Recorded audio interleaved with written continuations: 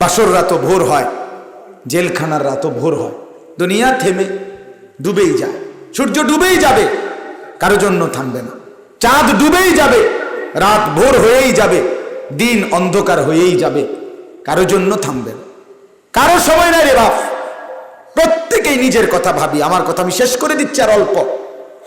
প্রত্যেকেই নিজের কথা ভাবি বন্ধু, কারো জন্য কেউ থেমে থাকে না রে বাপ। তোমার জন্য আমি থেমে নাই, আমার জন্য তুমিও থেমে নেই। তোমরা ছেলেরা ধোঁকা খাইও না। এই বন্ধু নামের শয়তান যে তোমার এক ওয়াক্ত নামাজের কথা বলে না, বন্ধু নামের যেই দুষ্ট তোমারে মোবাইলে ছবি দেখায়, নর্তকীর নাচ দেখায়, তোমারে হাসি ঠাট্টা করে জিন্দিগি তামসায় নষ্ট করে, এই শয়তানের ফান্দে পড়ো না। কেউ থামবে না তোমার জন্য। আমি তো প্রায় বলি, রাস্তায় অ্যাক্সিডেন্ট হয়েছে, মনে করেন সিএনজি, দুইটা মানুষ মনে করেন মরেই গেছে, রক্তে ভাসে গেছে রাস্তার এক সাইড, ঠিকই জ্যাম বাজ্যা গেছে মনে করেন, কিন্তু পরবর্তী পিছনের 100 গাড়ি প্রত্যেকেই খবর হয়তো জিগায় কিছু হয়েছে, অ্যাক্সিডেন্ট হয়েছে, কিন্তু কেউর হাতে সময় নাই। এই ভিড় দিয়ে পাশ কাইটা কাইটা সবাই সামনে চলে যাইতেছে, কারো হাতে সময় নাই। তুমি মরলে পৃথিবী থেমে যাওয়ার মতো কারো হাতে সময় নাই। কেউ থামবে না, কেউ থামবে না। দুনিয়া চলতেই থাকে। তোমার জন্য অপেক্ষা করার মতো টাইম কারো নাই। তুমি নষ্ট হয়ে গেলে, তুমি বরবাদ হয়ে গেলে, তুমি জাহান্নামী হয়ে গেলে, তুমি আখিরাতে বরবাদ হয়ে গেলে, পৃথিবীর কিচ্ছু আসবে যাবে না, তোমারই ক্ষতি হবে, তোমারই ক্ষতি।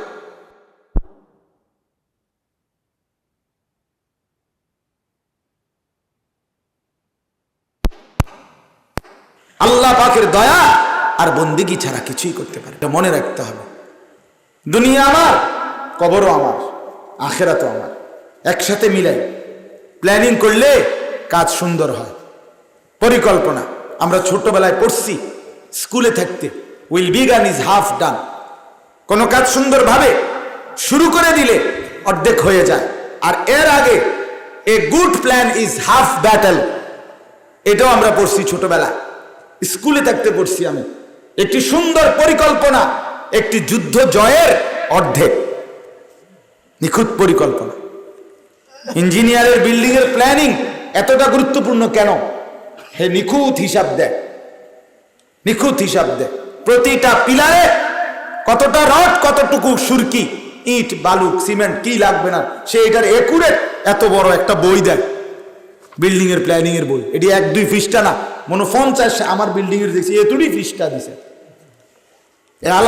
আমি কিছুই বুঝি নাই, কিন্তু রাজমিস্ত্রি তারা বা ইঞ্জিনিয়াররা, ওই সাইড যারা কাজ করে, এরা ঠিকই বোঝে এটা দেখে দেখে কোথায় কি দিতে হবে। নিখুঁত প্ল্যান। জীবনের পরিকল্পনা করেন, দুনিয়া আমার, কবরও আমার, আখিরাতও আমার। আমাকে 3টাই গুরুত্ব দিতে হবে। আমার স্ত্রীও ফেলে দেব না, আমার কবরও ফেলে দেব না, আমার বাচ্চাগুলোও নষ্ট হবে না, আমার জাহান্নামও যাব না, আখিরাতও নষ্ট হবে না। একসাথ করেন, একসাথ করেন মিয়া। আমি প্রায় বলি, মনে করেন আমি 2000 টাকা নিয়ে বাজারে গেছি, আমার ঘরে দরকার মাছ, তরকারি, পেঁয়াজ লাগবে, আদা রসুন লাগবে, আমার এগুলো লাগবেই আজকে রান্নার জন্য। এখন আমি দেখলাম আরেকজনে মাছ একটা কিনছে বড়, আমিও কিনে লাইলাম 1900 টাকা দিয়া। মনে করেন একটা মাছ, মাত্র তো আমনে ব্যাগ করলে, এবারে পেঁয়াজ রসুন কি দিয়ে কিনবেন? আও কইও না, তে বেটা কিনছে দেখে একটা জোশে কিনে লাইলাম। আরে ধরবে বেটা, তে বেটা কিনছে দেখে বুঝি তুমি আর লাগিয়া 1900 টাকা দিয়া মাছ কিনে লাগবে, তো তরকারি কিনবা কি দিয়া? কথা বলেন না, তো এটা কি বুদ্ধিমান? না। আমার টাকা 2000, আমাকে পরিকল্পনা করতে হবে আমি কয় টাকার ভিতরে মাছ কিনব, কারণ আমার আরো খরচ আছে, ঠিক কিনা বলেন না কেন? আমাকে একটা ছোট্ট করে হলেও মাথায় একটা বুদ্ধি করতে হবে, প্ল্যান করতে হবে। আমি 600 টাকার ভিতরে মাছ কিনবো, আমি 400 টাকার ভিতরে তরকারি কিনবো, আমি 1000 টাকার ভিতরে বাকি মুদি মালগুলো এগুলো কিনবো। আমার একটা হিসাব থাকতে হবে না?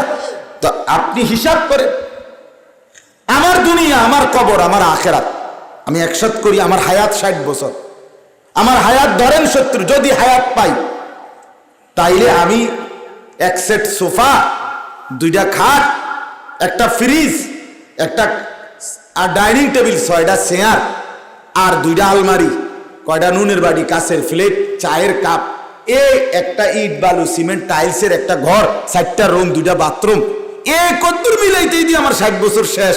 তো বাহি খরচা কো কি হচ্ছে আসা, বাকিটা কই কিতেন ভাত খান আপনি বন দিয়া চা দিয়া না ভিজাই খাবেন? কথা বলেন না কেন? হ্যাঁ, আপনি আপনার স্ত্রীকে পর্দায় রাখতে পারেন, একটা বেডিরে আপনি কদ্দুর কন্ট্রোল করতে পারেন না। আপনি ভাত খান কিতে, আপনি চিরা না ভিজাইবেন, গুড় দিয়ে খাবেন চিরা? হ্যাঁ, আপনি বলেন কি মিয়া? একজন পুরুষ কি এতটা অপদার্থ হয়, এত অকর্মণ্য হয়? আল্লাহ তাআলা তাইলে যৌবন, শরীর, স্বাস্থ্য, শক্তি পুরুষের আলাদা কেন দিলেন? কেন দিলেন? এক নারী শুধু উপভোগের জন্য? এক স্ত্রী শুধুই রাত কাটানো? এক স্ত্রী নিজে শুধুই শাহওয়াত পূরণ করা? না বাপ, এই পৃথিবীর প্রথম সম্পর্ক, কথাটা খেয়াল করেন, এই পৃথিবীর প্রথম সম্পর্কের নাম স্বামী স্ত্রী। মা বাবা এটা একটা সম্পর্ক, বাবা ছেলে এটা একটা সম্পর্ক, ঠিক না কথাটা? হ্যাঁ, মেয়ে মা মেয়ে এটা একটা কি সম্পর্ক, শালা দুলাভাই এটা একটা কি সম্পর্ক, চাচা ভাতিজা এটা একটা কি সম্পর্ক, স্বামী স্ত্রী এটাও একটা সম্পর্ক। কিন্তু এই পৃথিবীর প্রথম সম্পর্কের নাম কি? স্বামী স্ত্রী। আদম হাওয়া, আদম স্বামী, হাওয়া কি তার স্বামী স্ত্রী।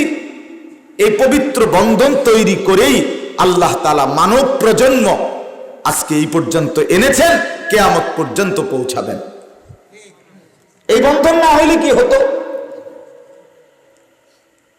আল্লাহ তাআলা কোরআনে বলছেন, ইয়া আইয়ুহান নাসু তাকু রাব্বাকুম আল্লাযী খালাকাকুম মিন নাফসিন ওয়াহিদা। হে মানুষ, তোমরা আল্লাহকে ভয় করো, যিনি তোমাদেরকে সৃষ্টি করেছেন একজন মানুষ তথা আদম থেকে। ওয়া খালাকা মিনহা যাওজাহা, এবং তার থেকেই সৃষ্টি করেছেন তার স্ত্রীকে হাওয়া। ওয়া বাসসা মিনহুমা, অতঃপর এই দুইজন থেকে ছড়িয়ে দিয়েছেন রিজালান কাসীরান ওয়া নিসাআ, সারা বিশ্বময় অগণিত পুরুষ এবং নারী। ধীরে ধীরে ছড়িয়ে দিয়েছে, ধীরে ধীরে ছড়িয়ে দিয়েছে। ইয়া আইয়ুহান নাসু ইন্না খালাকনাকুম মিন যাকারিন ওয়া উনসা। আল্লাহ বলেন, হে মানুষ, আমি তোমাদেরকে সৃষ্টি করেছি একজন পুরুষ এবং নারী থেকে। তাইলে নারী পুরুষ মনের চাহিদা, শাহওয়াত, জৈবিক চাহিদা, এটা আল্লাহ প্রদত্ত। নারীর প্রতি আকর্ষণ, এটা আল্লাহ প্রদত্ত। এটা যদি না থাকতো তাহলে মানব প্রজন্ম এখানে আসতো না। এটা তো স্বাভাবিক। ক্ষুধার চাহিদা, এটা তো স্বাভাবিক। তৃষ্ণা মানে পানির তৃষ্ণা, এটা তো স্বাভাবিক। লজ্জাস্থানের চাহিদা, কামনা বাসনা, এটাও স্বাভাবিক। এটা আল্লাহ প্রদত্ত। কিন্তু যতগুলো চাহিদা আল্লাহর পক্ষ থেকে আল্লাহ দিয়েছেন তা পূরণের হালাল বৈধ পন্থাও আল্লাহ তাআলা দিয়েছেন। তৃষ্ণা যিনি দিয়েছেন, পানি তিনিই দিয়েছেন।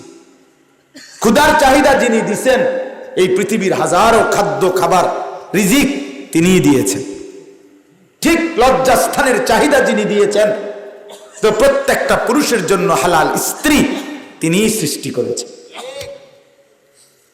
তো যেটা আমি আল্লাহ প্রদত্তই মিলবে, সেটা আমার সন্তান এভাবে নষ্ট হবে কেন? এইভাবে মাতাল হয়ে যাবে কেন? এইভাবে সারা দিন সারা রাত মোবাইলের ছবি, রাস্তার নারী, সিনেমার নর্তকী, এর পিছনে জীবন শেষ করে দিবে কেন বলেন? এজন্য মনে রাখেন, যার স্ত্রী বেপর্দা, যার মেয়েটা বেপর্দা, সেই বেপর্দা মেয়ে, সেই বেপর্দা নারী, সে শুধু নিজের গুনাহ কামাই করছে না, সে শুধু নিজের গুনাহ না, কসম খোদার বাপ, তার কারণে যত পুরুষ, যত ছেলে, এই সমাজের যত মানুষ তাকে দেখে অসৎ কল্পনা করছে, মন্দ কল্পনা করছে, বেপর্দা নারীকে দেখে, বেপর্দা মেয়েকে দেখে পৃথিবীর কোন পুরুষ কোনদিন এই কল্পনা করে না যে আল্লাহ এ বুড়িরে রাবেয়া বসরির হিসাবে কবুল করেন। এটা নি বলে নাকি? তাইলে অসভ্য কল্পনা করে অন্তরের মধ্যে পুরুষের এই যে অশ্লীল কামনা জাগে, অবৈধ চিন্তা আসে, এই সমস্ত পুরুষের এই অশ্লীল চিন্তার যে গুনাহ হইছে, কসম খোদার, আল্লাহর কসম, এই বেপর্দা মেয়ে, এই বেপর্দা নারী, তার আমলনামার মধ্যেও গোটা মহল্লার যত যুবকের চরিত্র, তাদের আখলাক নষ্ট হইছে, তাদের সকলের গুনাহ এই অসভ্য নারী মেয়ে তার কাঁধে উঠবে, কোনো সন্দেহ নেই।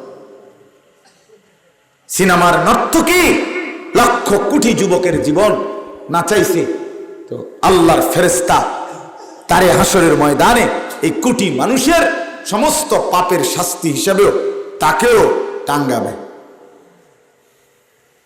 সে বুঝবে।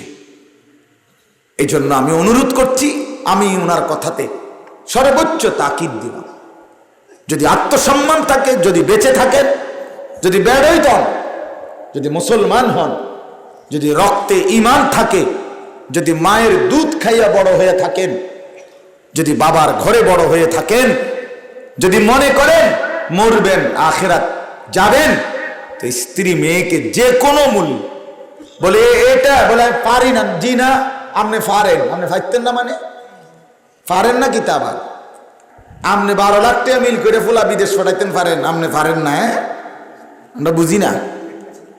আপনি দোতলার বিল্ডিং এর কাম শেষ করে লাইছেন, আপনি পারেন না। আপনি 1 নম্বর কাঠ দিয়ে সোফা বানাইতেন পারছেন, আপনি পারেন না। আপনার জমির দলিল বিএস সিএস আরএস কিতা খতিয়ান জিঙ্গাইলে আপনি সব বোঝেন, আপনি পারেন নাকি? আপনি আজ 40 বছর ধরে এই 1 বিঘত জায়গা লইয়া আপনি মামলা ঠেলতে আছেন, আপনি বুঝেন না? কথা বলেন না কেন? আপনার গ্রামের 14 জন 100 মানুষ হাত পাও ধরিয়া আপনার গান নোয়াইতারে না, যে এই গাছ গা কাটাইতারে না আপনার দিয়া, এখান দিয়ে কত দূরে 1 বিঘত রাস্তা আপনি দেন না, আপনি বলে বোঝেন না। আপনি বোঝেন নাকি? কথা বলেন না, আপনি বোঝেন নাকি মিয়া? আপনি কি পারেন না মিয়া? আপনি যে পুরা এতগুলো মানুষের কষ্ট দিতে পারতেছেন, আপনি আপনার বেডির লোকে পারেন না, ফালতু কথার আর জায়গা পান না, পারবেন না কেন? আপনি এটাকে কাজ মনে করেন নাই, কথা বোঝেন নাই। আপনি আপনার স্ত্রীকে পর্দানসীন বানানো দরকার, এটা আমার জীবনের ডিউটি, এটা আপনি মনে করেন নাই। কসম আল্লাহর, যদি মনে করতেন তাহলে পারতেন। আপনি আপনার ছেলেটাকে একটা না একটা কামাই রোজগারের ব্যবস্থা করে দেওয়া দরকার, এটা আপনি দিল থেকে মনে করছেন দেখা, হয় তারে দেশে দোকান লইয়া দিছেন, বাজারে নইলে বিটি লইয়া দিছেন, নয়তো আপনি তারে বিদেশ পাঠাইছেন, মানে এটা আপনি কাম মনে করছেন। কথা বলেন না আমার? ফলে আপনি একটা না একটা সমাধান করছেন কিনা বলেন? মেয়েটার বিয়া আপনি এটা কাম মনে করছেন, তাহলে আপনি তো মেয়েটার বিয়ে দিতে পারছেন, মেয়েটারে পর্দানসীন আপনি বানাইতে পারলেন না কেন? কথা বলেন না কেন? আপনি যেটাকে কাজ মনে করছেন সেটা আপনি পারছেন ঠিকই। আপনি যদি এটাকেও কাজ মনে করতেন, এটাও পারতেন। যদি বুঝতেন এটা যে এটাই আমার ডিউটি, তাহলে আপনি বলতেন 1000 বার। আপনি স্ত্রীর সাথে কথা বলেন যে তোমার পর্দার মধ্যে শুধু তোমার আখেরাত না, আমারও আখেরাত। তুমি বেপর্দা হলে আমি স্বামীও দায়ী হব। তোমার ইজ্জতের সাথে আমার ইজ্জত জড়িত, তোমার জাহান্নামের সাথে আমার জাহান্নাম, তোমার বরবাদি মানে আমারও বরবাদি। এর চাইতে বড় আফসুস এই বাপ হাসরের ময়দানে। মৌলানা সাহেব তো বললেন মহব্বত করে, হাসরের ময়দানে কি পরিমাণ আফসুস করবেন। যেমন আমি আমার জীবনটা, কথার কথা উদাহরণ দিলাম, যাই আল্লাহ পাকের দয়ায় 10 টাকা 5 টাকা হোক আর 1000 টাকা হোক, যাই মালিকের দয়া আমার পকেটে মিলে, তো আমি নিজে খাইলাম কয় টাকা? আমি দিই সারাটা বছর মানুষের বাইর ভাত খাই। কথাটা বোঝেন নাই? আমার জামা গেঞ্জি লুঙ্গি টুপি কিচ্ছু আমার নাই রে, শরীরটা শুধু আমার, শরীর তো আমার নাই রে, আল্লাহ। বাকি এই সব কিছু মানুষে হাদিয়া, জোর করে করে হাদিয়া। আমি এখন মাদাইয়া স্টেশনে একটা হোটেলে আমার 2টা পরোটা খাইতে মন চাইছে, পরোটা খাইতে ঢুকছে, 3 জন দাঁড়ায় রয়েছে আমার বিলটা দেওয়ার লেগে, হেরাতে তর্ক। আমি পরে আমি আইয়া হোটেল গাড়ি দুটো এলেছি, আমি আপনারা কাজ করে এই আর 20-30 টাকা বিল দিয়ে এলাম বাবুরে দেন। যাই হোক, আমিটা আমার বুজুর্গি বুঝানোর লেগে বলতেছি না, আমি বুঝাইতেছি আমার জন্য আমি কয় টাকাই আর খরচ করলাম। তো আমার মনে করেন পুরা জিন্দিগির উপার্জন দিয়ে আমার স্ত্রী, আমার 4টা ছেলে মেয়ে আছে, ওদের পড়া লেখা, খাদ্য খাবার, বাজার সদাই, ঘর আসবাবপত্র, ফার্নিচার, একটা ছোট ঘর করছি, আসবাবপত্র সোফা খাট পালং ফ্রিজ সব কিনছি ধীরে ধীরে। এই যে এত কিছু বিবি বাচ্চার জন্য আমি আমার জীবনের সব কামাই তাদেরকে দিলাম, দিয়া বিনিময়ে হাসরের দিন আমি তাদের পাপের কারণে আমি জাহান্নামের আযাব ভোগ করব। মনে করেন কলজাটার মধ্যে তখন কি পরিমাণ কষ্ট লাগবে?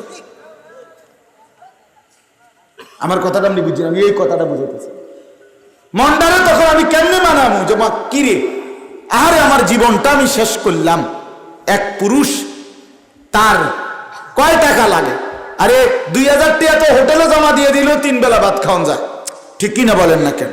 তাহলে আমার জীবনের এই কষ্টের আয় আমি আমারটা বলে, এরকম তো প্রত্যেকের সারাটা দিন মেহনত। আমি আপনার বিদেশ, এই যে সৌদি আরব হজ উমরায় গেছি, চেয়ারম্যান সাহেব, আমার বাংলাদেশি প্রবাসীকে আমি নিজ চোখে দেখছি 12 তলা 16 তলা বিল্ডিং এর নিচে আন্ডারগ্রাউন্ডে একটা রুমের মধ্যে ফ্লোরে এরকম একটা চাদর বিছাইয়া 10 জন 12 জন একলগে শুয়ে থাকে, নিজের রান্নাটা নিজে রান্ধে, নিজের কাপড়টা নিজে ধোয়ে, নিজের কাপড়টা নিজে আয়রন করে। আপনার এক ছেলে আমার নরসিংদীর একদিন জড়াইয়া ধরে বলতেছে যে আমি যে 11 বছর হয় বাড়িতে গেছি না, আমার বাবার অনেক টাকার ঋণ জমি জমা, আমার ভাইয়েরা সবাই মিলে আমি সবাই ঋণ শোধ করতেছি। হুজুর এমনও দিন গেছে 12 ঘন্টা 14 ঘন্টা ডিউটি কইরা মনটা চায় রাস্তাটার মধ্যে শুইয়া থাকি, মানে এন থেকে হাইটা যে হোটেলে যাবো পাওটা হেঁচড়াইয়া অনেক সময় যায়, কারণ কোনো ফাঁকি দেওয়ার সিস্টেম নাই। আমি একদিন দেবিদ্দারের এক ছেলেকে আমার লোকে দেখা করছে, ছেলেটা দৌড়াইয়া আইসা, তা আমি বললাম যে বাবা চলো না তোমার 1 কাপ চা খাওয়াই, এই বিদেশে সৌদিতে। হে কইতেছে, কয় না হুজুর কোম্পানির লোক আছে, ক্যামেরা আছে, 1 মিনিট আমি যদি ডিউটির থেকে এখন যাই গারামা মানে জরিমানা করব, ক্যামেরা মারবে আমার পিছনেই, আর ওইটা দেখাই আমার সাথে সাথে আমার মোবাইলে কি আসবে, জরিমানা আসবে। কথা বুঝছেন কিনা? এরকম কঠোর কষ্ট করে নিজের কিচ্ছু।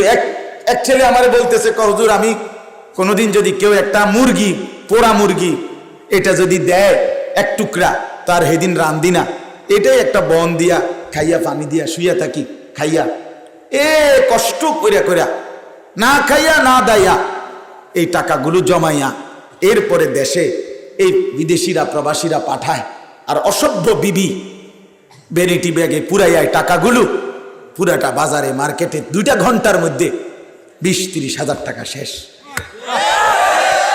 হাসতে হাসতে শেষ করে দিল টাকাটা। 12 টাকার মালটা কিনা লাইলো 48 টাকা দিয়া। বদলে একটা দাঁড়াইয়া দিছে ওইতে, কইছে যে বাবি এটা একবারে সবার লোকে কোন দাম কই না, কইয়া বাবিরে দিছে শেষ করে সারখার করে।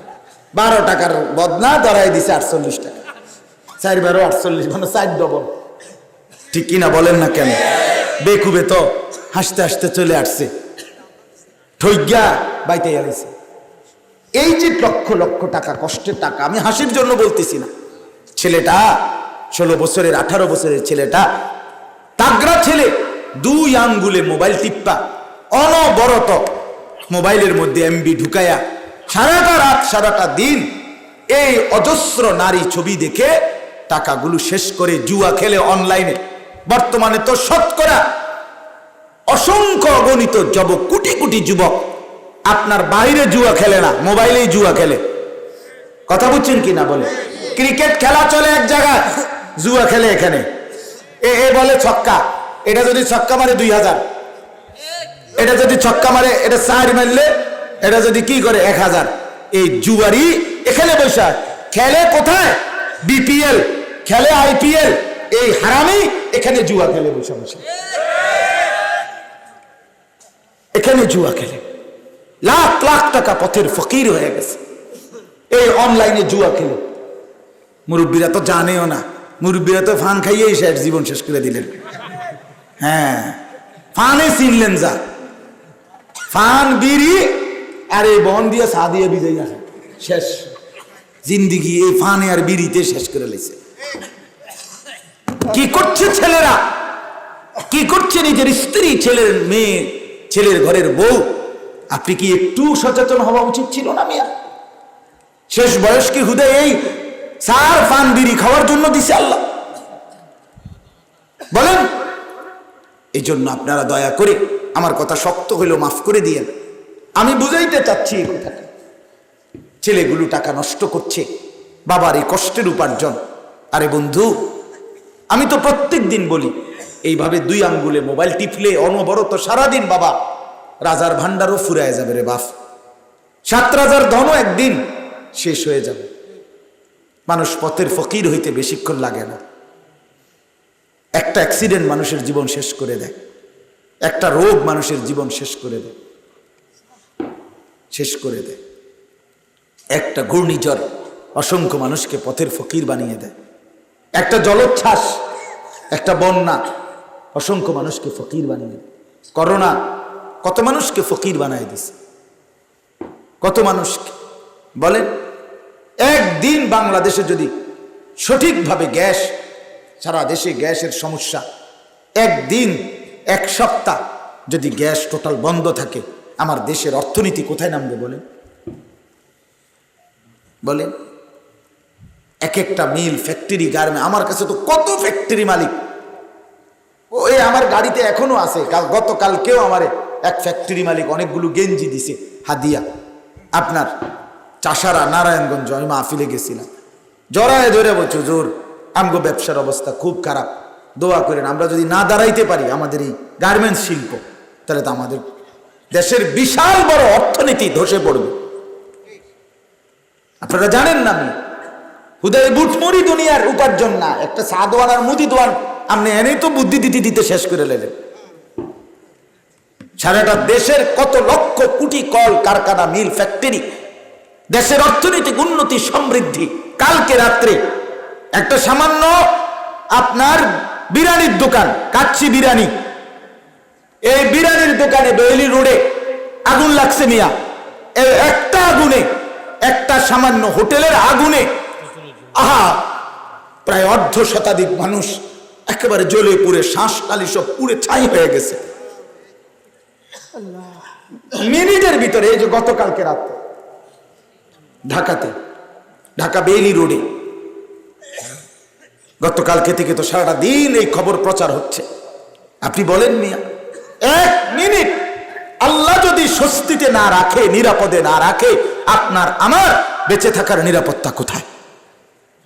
কিসের মাতবুরি দেখান ছেলেরা, কিসের মাতবুরি দেখা? তোর বাপ বিদেশ, এই জন্য মাতবুরি দেখা। বেটা, বিদেশে কোনো মুসিবত নাই না? হ্যাঁ,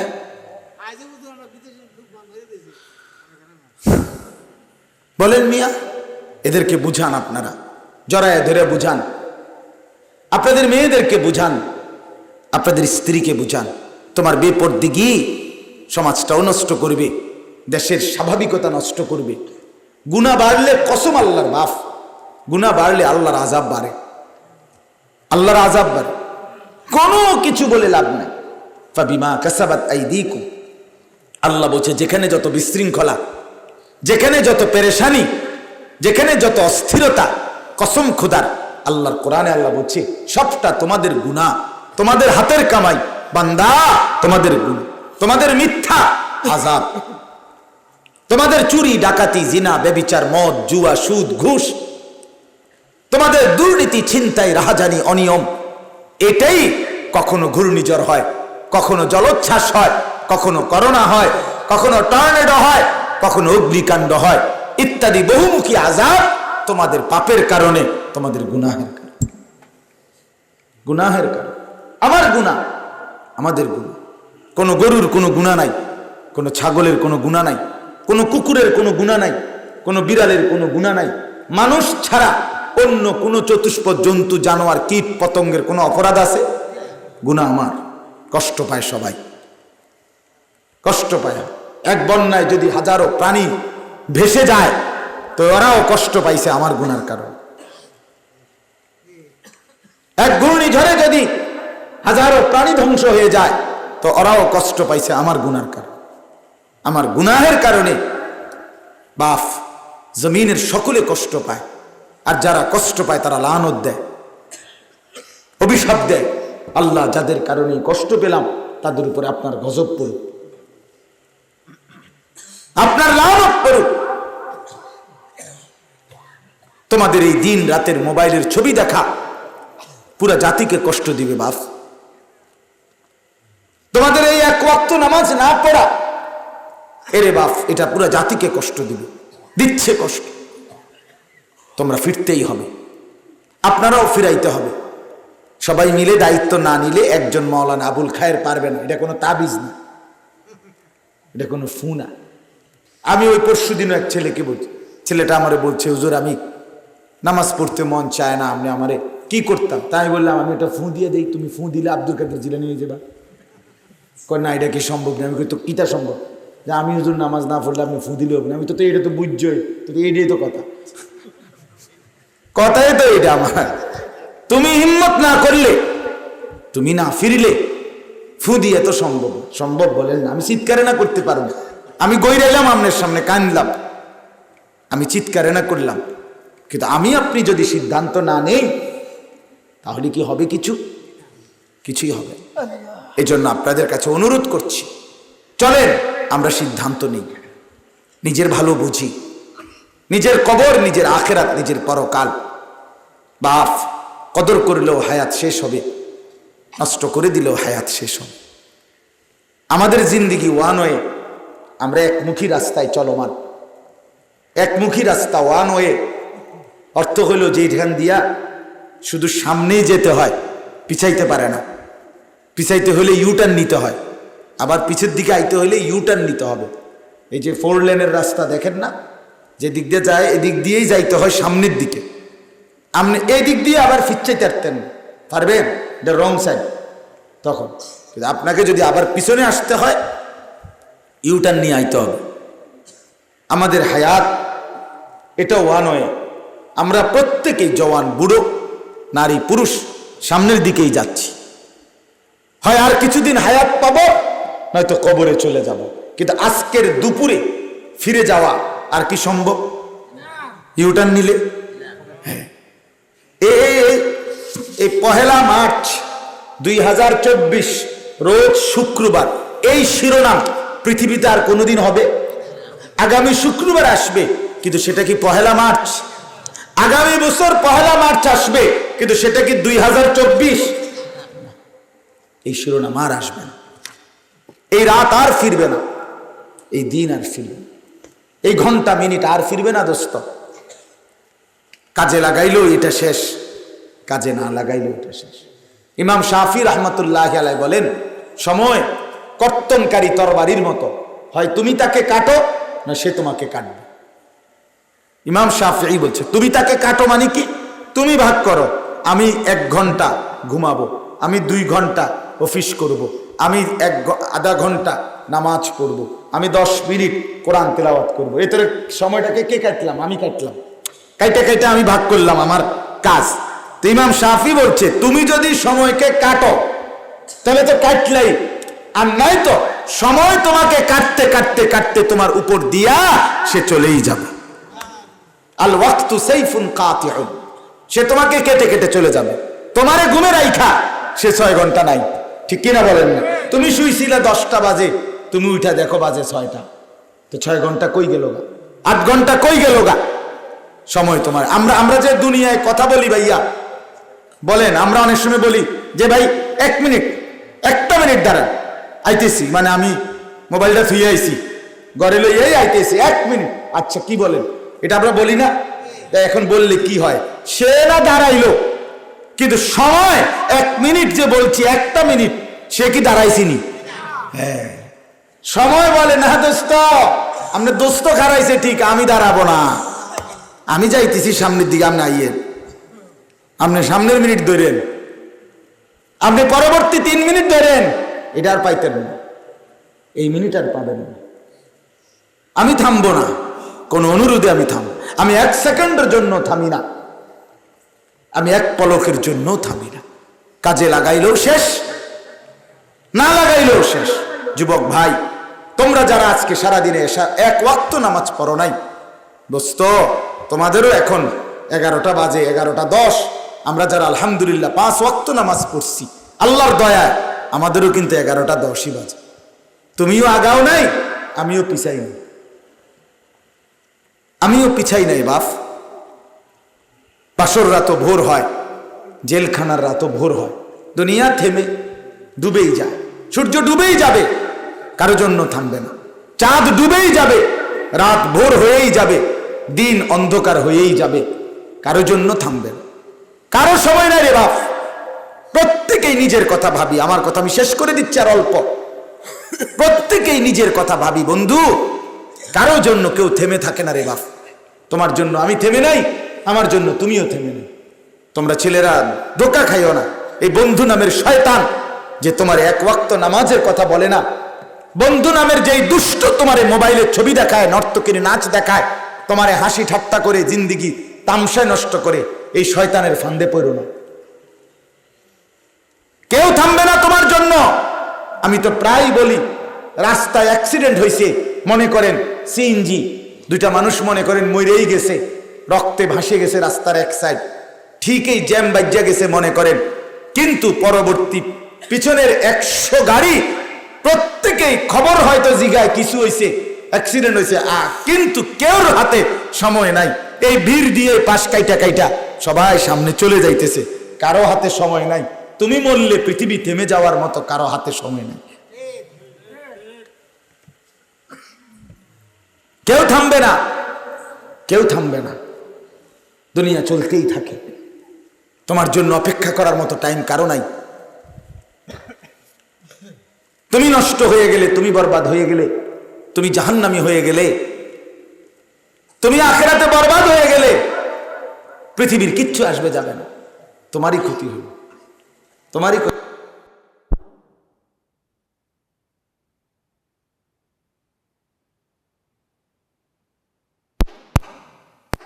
আল্লাহ পাকের দয়া আর বন্দেগী ছাড়া কিছুই করতে পারে, এটা মনে রাখতে হবে। দুনিয়া আমার, কবরও আমার, আখিরাতও আমার, একসাথে মিলাই প্ল্যানিং করলে কাজ সুন্দর হয়।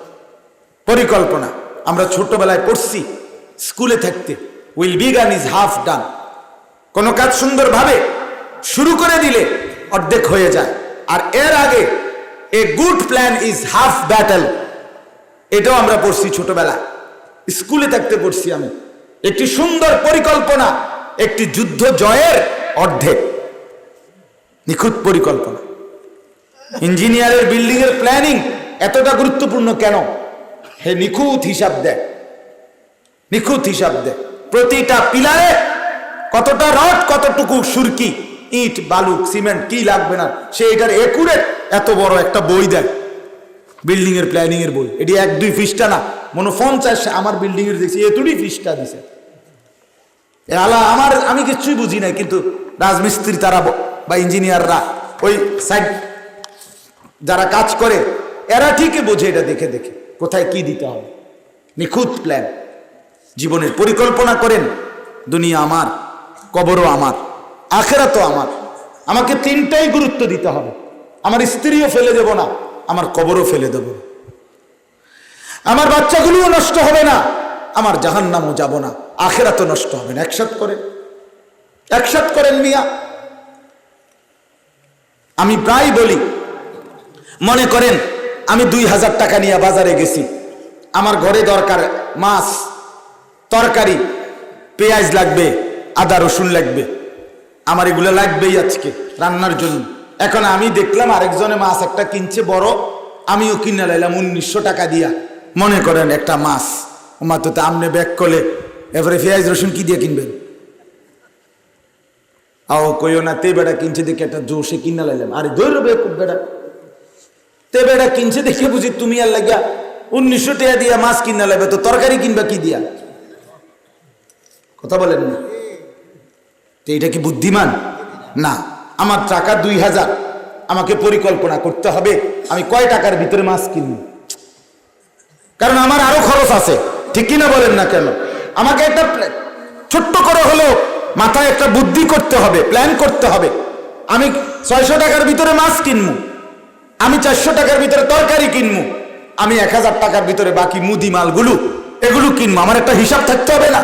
তো আপনি হিসাব করে, আমার দুনিয়া, আমার কবর, আমার আখেরাত আমি একসাথে করি। আমার হায়াত 60 বছর, আমার হায়াত ধরেন 70, যদি হায়াত পাই তাইলে আমি এক সেট সোফা, 2টা খাট, একটা ফ্রিজ, একটা আর ডাইনিং টেবিল, 6টা চেয়ার, আর 2টা আলমারি, কয়টা নুনের বাটি, কাঁচের প্লেট, চায়ের কাপ, একটা ইট বালু সিমেন্ট টাইলসের একটা ঘর, 4টা রুম, 2টা বাথরুম, কদ্দুর মিলাইতেই দিয়ে আমার 60 বছর শেষ।